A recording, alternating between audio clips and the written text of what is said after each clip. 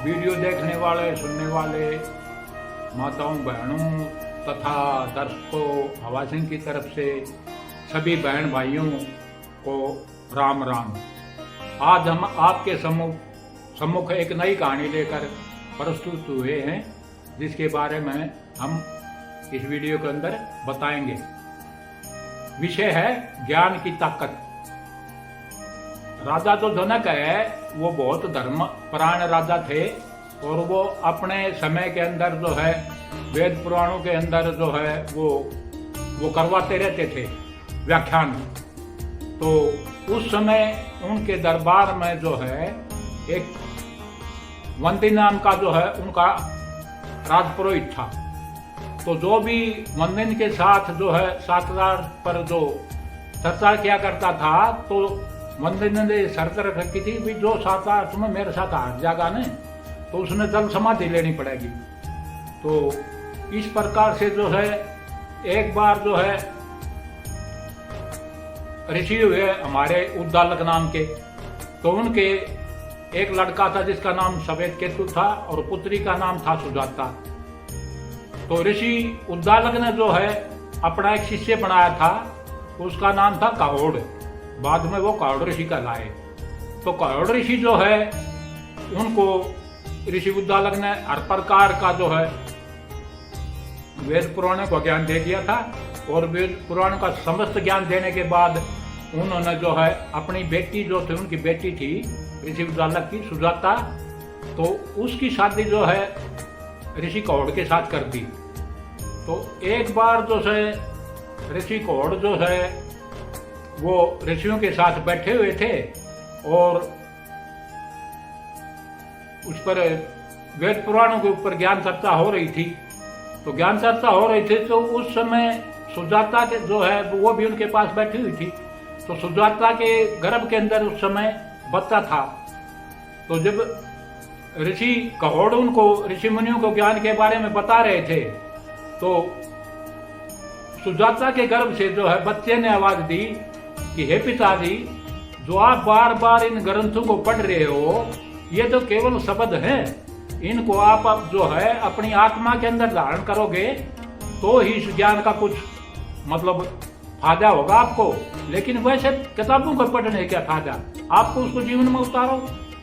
तो जब इस प्रकार से जो है बच्चे ने आवाज करी गर्भ से, तो ऋषि जो है काहोड़ जो है वो उनको बहुत गुस्सा आया। क्यों उस समय उनके काफी ऋषि बैठे हुए थे साथ में। तो उन्होंने कहा कि भाई जब आप जन्म लोगे तो आपका शरीर जो 8 जगह से टेढ़ा मेढ़ा होगा। और इस तरह से उसका नाम जो है बाद में जो है ऋषि का जो वो बच्चा पैदा हुआ उसका नाम पड़ा अष्टावक्र। वो ऋषि अष्टावक्र कहलाए। तो एक बार जो है राजा जनक ने जो है वो आयोजन किया वेद शास्त्रों के पुराणों के ऊपर, वो आयोजन किया, उसको लेकर आयोजन किया। तो उसमें जो है ऋषि काहोड़ जो है वो वंदिन के साथ साथ वो साताराज करने के लिए जो है राजा जनक के वहां दरबार में पहुंच गए। तो राजा जनक ने ये शर्त रख रखी थी कि भाई उन्होंने 100 गाय जो है वो अपने राज दरबार के सम्मुख खड़ी कर रखी थी और उनके सबके सींग जो है सोने से मंडे हुए थे और उनके गल के अंदर हीरा पन्ना जवाहरात वो मंडे हुए थे। तो ऋषि काहोड़ जो है वो वंदिन के साथ शास्त्रार्थ करने के लिए चले गए। तो जो है वंदिन की और उसका ऋषि काहोड़ का शास्त्रार्थ हुआ। तो ऋषि काहोड़ जो है हार गए। तो वंदिन ने उनसे ऋषि काहोड़ से कहा भाई आप जल समाधि लो, आप शास्त्रार्थ में हार गए। तो ऋषि काहोड़ ने जो है वो जल समाधि ले ली। जब 4-5 रोज तक ऋषि काहोड़ नहीं पहुंचे आश्रम उद्दालक ऋषि के पास, तो उन्होंने पता करवाया भाई ऋषि काहोड़ कहाँ रह गए। तो बाद में उन्हें पता चला ऋषि उद्दालक को अब भाई ऋषि वो काहोड़ तो जो है वंदिन से शास्त्रार्थ में हार गए थे और हारने की वजह से जो उनको जो समाधि दिवा दी वंदिन ने। तो इस प्रकार है जब पता चला तो वो जो अष्टावक्र है उस समय वो 10-12 साल का छोटा ही बच्चा था, 12-13 साल का। तो उनको जो है फिर ऋषि उद्दालक ने जो है उनको खूब वेद शास्त्रों के बारे में पूर्ण ज्ञान करवाया और पूरी जानकारी दी, लेकिन उनको ये नहीं बताया कि भाई आपके पिता को जो है नंद ने इस तरह से शास्त्रार्थ में हरा दिया था, उसके बाद उनको जल समाधि लेनी पड़ी थी। जब उनकी उम्र होगी, काफी होगी, उनको वेद पुराणों का पूरा अभ्यास हो गया। जब एक दिन उनकी माता ने जो है, माता के माध्यम से ऋषि जो है अष्टावक्र नहीं पता चला कि भाई मेरे पिताजी को जो है वंदे ने शास्त्रार्थ में हरा कर और जो है जल समाधि दे दी थी। तो उन्होंने अपनी माता से और अपने नाना जी से ये कहा, अब भाई मैं जाऊंगा राजा जनक के दरबार में और मैं जो है वंदे से शास्त्रार्थ करूंगा और मैं उसको हराऊंगा और मेरे पिता की मृत्यु का बदला लूंगा। तो फिर जो है ऋषि उद्दालक ने कहा, बेटा अभी तू बच्चा है, थोड़ा और बड़ा हो जा और ज्ञान ग्रहण कर ले, उसके बाद जाना। बोले नहीं, आप मेरे को आशीर्वाद दो। उन्होंने अपनी माँ से भी आशीर्वाद लिया और अपने नाना जी से आशीर्वाद लेकर और अपने मामा सफेद केतु को साथ लेकर के और वो जो है राजा उसके जनक के दरबार में जो है वो पहुंच गए। जब राजा जनक के दरबार में पहुंचे तो राजा जनक ने जो है पहरेदारों ने वंदन को जो है अंदर नहीं जाने, उसको अष्टावक्र को जो है वो अंदर नहीं जाने दिया। जब ऋषि अष्टावक्र को अंदर नहीं जाने दिया तो उन्होंने कहा, भाई अंदर जाने की परमिशन केवल बुजुर्ग आदमी जो शास्त्रार्थ में माहिर हैं उन्हें के जाने की छूट है। तो ऋषि अष्टावक्र ने कहा कि भाई उम्र से कोई शास्त्रार्थ का ज्यादा ज्ञान थोड़ा हो जाता है, ज्ञान तो उम्र आटे थोड़ी आती है ज्ञान में। आप मेरे को अंदर जाने दो और मैं शास्त्रार्थ करके और जो है वंदन को जो है शास्त्रार्थ में हराऊंगा और उसको जो है मृत्यु का दंड दूंगा। जब ज्यादा उसने ऋषि अष्टावक्र ने इन्होंने भी न करी तो उन्होंने जो है पहरेदारों ने जो है वो उसको अंदर जाने दिया। अंदर जाने दिए तो काफी पंडित जी जो है उसकी राजा जनक के समान विराजमान थे और राजा जनक जो है वो सिंहासन पर बैठे हुए थे। तो सभी जो बैठे हुए ऋषिगण थे ना वो और पंडित जो वेद शास्त्रों के ज्ञाता थे वो सभी ऋषि अष्टावक्र को देखकर हंसने लग गए। तो जब वो हंसने लग गए तो अष्टावक्र जी भी उनको देखकर हंसने लगे।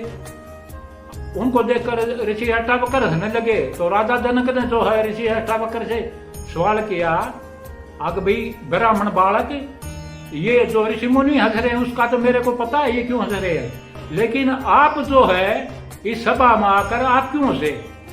तो ऋषि अष्टावक्र ने जवाब दिया कि मैं इसलिए ऐसा, अग भाई ये सारे चमड़ी के पारखी हैं जो यहाँ आपके दरबार में बैठे हैं, उन्होंने जो है चमड़ी के पारखी जो है वो सत्य ज्ञान के ऊपर चर्चा कर रहे हैं, जबकि उनको इस चीज के बारे में किसी प्रकार का कोई ज्ञान नहीं है। तो राजा जनक ने कहा, भाई आप ऐसा क्यों बोल रहे हो? बोले मैं इसलिए बोल रहा हूँ कि भाई इन मेरे अंदर क्या देख लिया, मेरी आत्मा का इन क्या प्रकाश देख लिया, ये केवल मेरे शरीर को टेढ़ा मेढ़ा देखकर, मेरी चमड़ी को देखकर ही तो हंस रहे हैं। तो राजा जनक ने कहा, भाई ठीक है, मैं आपसे एक दो क्वेश्चन करता हूँ, आप उनका जवाब देना। तो राजा जनक ने जो है प्रश्न करे ऋषि अष्टावक्र से और ऋषि अष्टावक्र ने जो है तुरंत उनका जवाब दे दिया। फिर राजा जनक ने कहा, भाई जो है वो यज्ञशाला में वंदन जी बैठे हुए हैं, आप उनसे जाकर शास्त्रार्थ कर सकते हो, ये मेरी तरफ से इजाजत है। तो ऋषि अष्टावक्र जो है वो वंदन के सम्मुख उनकी यज्ञशाला में गए और उन्होंने उनको जो है शास्त्रार्थ के लिए ललकारा। अब मैं आपसे शास्त्रार्थ करने आया हूँ और मैं शास्त्रार्थ में आपको हराने के लिए आया हूँ। फिर जो है वंदन का और ऋषि अष्टावक्र का शास्त्रार्थ हुआ। उसमें जो है ऋषि अष्टावक्र ने जो है वंदन को शास्त्रार्थ में हरा दिया। शास्त्रार्थ में हरा दिया तो ऋषि अष्टावक्र ने कहा कि भाई अभी इनको जल समाधि जो है लेनी चाहिए वंदन को। जब काफी देर तक राजा जनक नहीं बोले, जब ऋषि अष्टावक्र बोले कि भाई महाराज आप जो मेरी बात का अनुमोदन क्यों नहीं कर रहे, क्या मैं जो कह रहा हूँ वो गलत कह रहा हूँ, क्या मैंने जो है वंदन को शास्त्रार्थ में नहीं हराया है? तब राजा जनक ने कहा कि भाई जो ब्राह्मण बालक जो कह रहा है उसके आदेश की पालना हो और जो सजा 7 आत्मा हारने के लिए मुकर्रर कर रखी है, वो सजा हारने वाले को मिलनी चाहिए। जब ये बात होगी तो वंदिन ने जो है उसको अष्टावक्र को कहा कि बेटा तू वरदान मांग ले। तो ऋषि अष्टावक्र ने कहा कि भाई आपने जो भी जितने भी लोगों को जल समाधि दी है ना वो सारे तुरंत जीवित हो जा। तो वंदिन ने कहा था तू भाई ऐसा ही होगा। तो सभी जो है ब्राह्मण लोग थे वो जीवित हो गए। ऋषि अष्टावक्र का पिताजी जो है वो भी जीवित हो गया। फिर जो है ऋषि अष्टावक्र अपने पिताजी को साथ लेकर और अपने मामा श्वेतकेतु को साथ लेकर और ऋषि उद्दालक के आश्रम में आए। आश्रम में आने के बाद जो है ऋषि गौड़ ने जो है अपने पुत्र को जो है शराब से उनको कहा कि आप गंगा में नदी में स्नान कर आओ। तो जब ऋषि अष्टावक्र नदी में स्नान करता है जब ऋषि गौड़ ने जो है उनसे अपने पुत्र को जो है शराब से मुक्त कर दिया और वो एकदम सबसे आदमी की तरह है चलने फिरने लगे।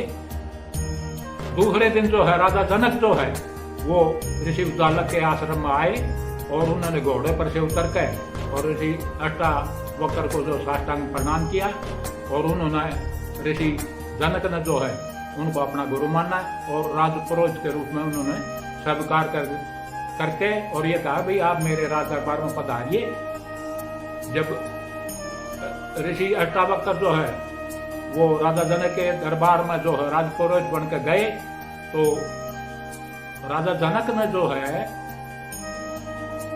ऋषि अष्टावक्र से जो है 82% पूछे और 82% पूछे। राजा ऋषि अष्टावक्र ने जो है उन 82% का उत्तर जो है 204 श्लोकों में 206 श्लोकों में दिया गया बताते हैं।